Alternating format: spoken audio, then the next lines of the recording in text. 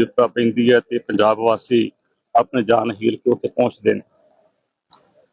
कोई भी सहायता की लोड़ है वो करते हैं। इत्थों तक भी है कि साडियां जथेबंदियां लोगों को घर बना के भी देंदियां ने। लेकिन दुख है कि अज पंजाब की विपता बनी है कि किसी ने भी पंजाब की बांह नहीं फड़ी आके।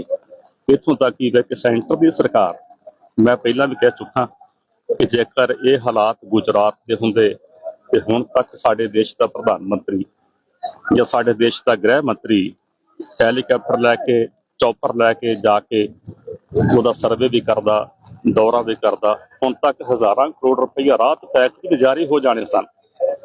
लेकिन पंजाब जिवें हिंदुस्तान का हिस्सा ही नहीं।